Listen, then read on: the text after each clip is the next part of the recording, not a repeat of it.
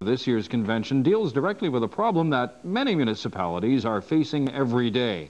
Some of those in attendance have a greater interest in the proceedings than merely how they can improve their own community. David Giroux explains. There's no question that the biggest challenge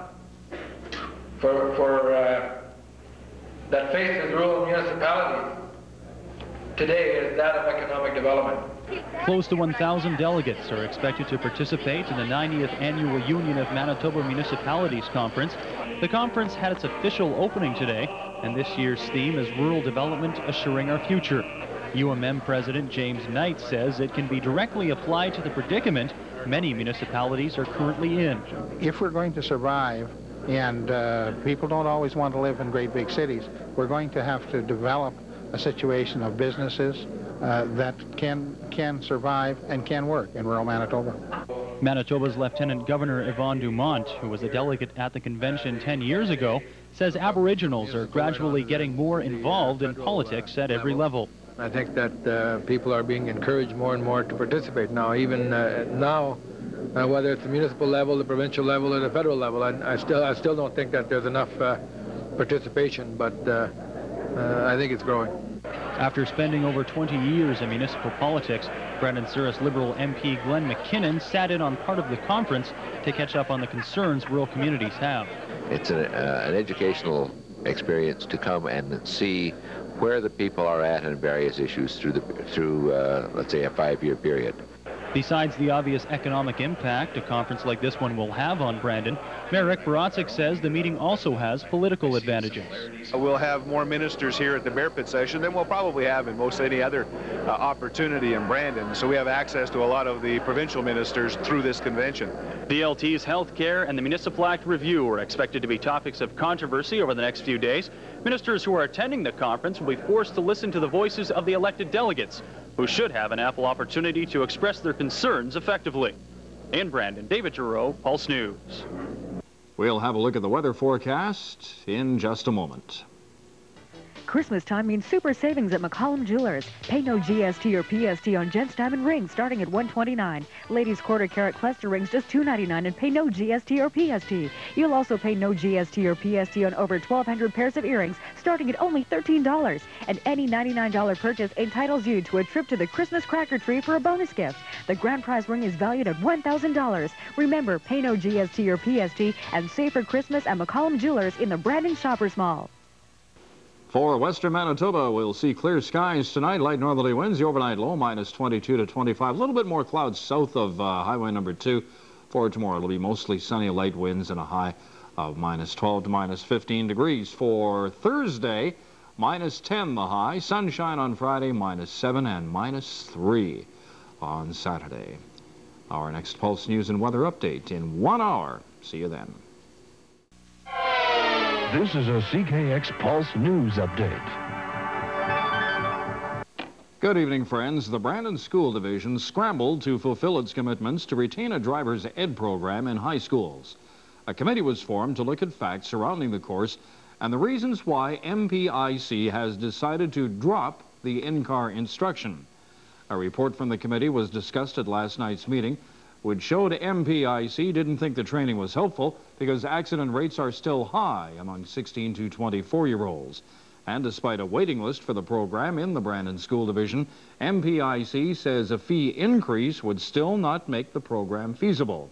But the division still intends to voice its opposition to the cuts. And we're not letting this rest. We think that the MPIC divesting themselves of this program at the expense of the school division and at the expense of students is not something that we're prepared to sit back and accept. We have a worry that it's another form of downloading onto school divisions, and we're prepared to stand up for our students and say it's a program that we feel is worth them having and working out some arrangement whereby this program continues. Well, it's no surprise that the recurring topic of municipalities getting more of the revenue from the video lottery terminals raised its head at the UMM convention going on in Brandon. But what is distressing is the amount of time and energy the municipalities are being forced to spend on this issue. Jason Woywada has the details in this report. 25% is the target number municipalities are aiming for in terms of video lottery funding. And to many, like Brandon's Mayor Rick Barotzik, it's an issue they won't stop talking about until it's been addressed. It was mentioned 3 or 4 times in the opening ceremonies. At the Bear Pit session, all of the ministers who are going to be here will hear a recurring theme, and that theme is you're taking monies out of our community, give us the money back so that we can put it back into economic development or back into our communities. As they say, there's a differing of opinions. The amount is really a question right now, and quite frankly, it's an issue that's not going to go away. Barotzik realizes, though, it's not something that can happen overnight. And to Rural Development Minister Len Durkach, that's the only realistic approach. I think that he recognizes the problem this province is facing, and it's all of us who are in it together. And so therefore, the priority has to be on the deficit. And we have said in our last year's budget address that we were going to commit as much of this funding to the deficit until we reduce the deficit. And then we're going to be able to take a look at other opportunities. But to some, any government handouts to the rural economy are misdirected.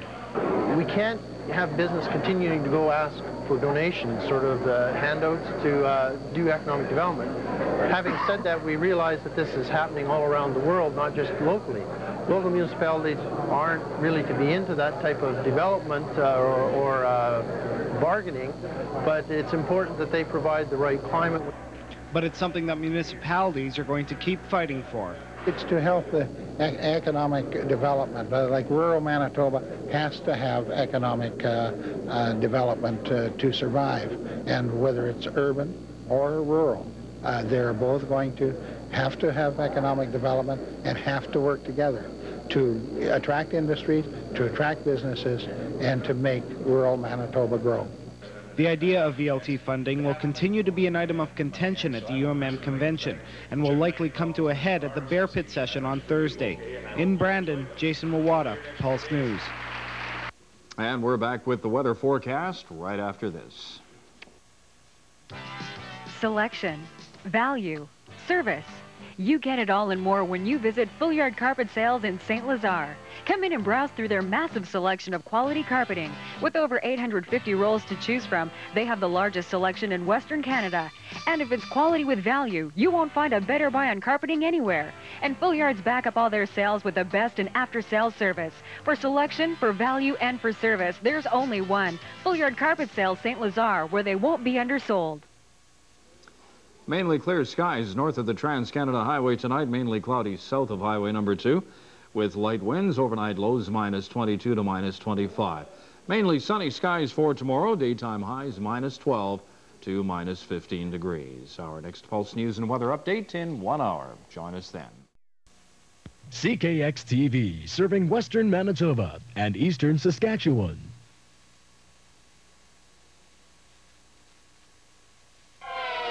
This is a CKX Pulse News Update.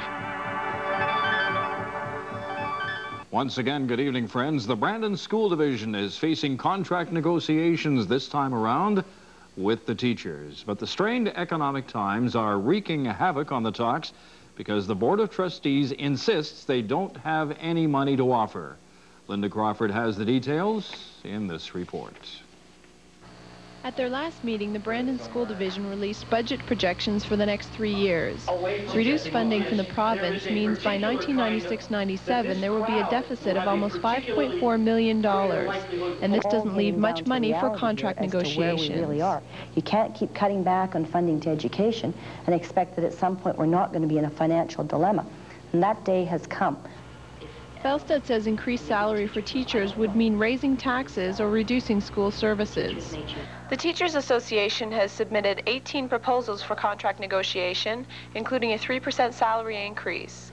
But bargaining chairperson Margaret McKenzie refused to make an on-camera comment. The board says they are striving for long-term solutions, and any salary increases are unlikely. The board has offered zero. And that's our position. We think that's a realistic position given our economic situation in this community. In Brandon, Linda Crawford, Pulse News. Well, a couple of years ago, the town of Melita constructed a clinic to house a fee-for-service doctor. Today, it has a dentist, an optometrist, but unfortunately, no doctor. The town is still actively trying to recruit a physician, so the clinic will someday meet the community's needs. No, it certainly isn't, and we're very sorry about that because we intended to have the full complement of doctors set up in there, but with the cost restraints and the different ideas of the Southwest Health District Board, they have not seen fit to move the doctors over into the clinic. We're back with the weather forecast for western Manitoba after this. Pulse Sports. Local stars. Excitement. Hard hitting. The home team.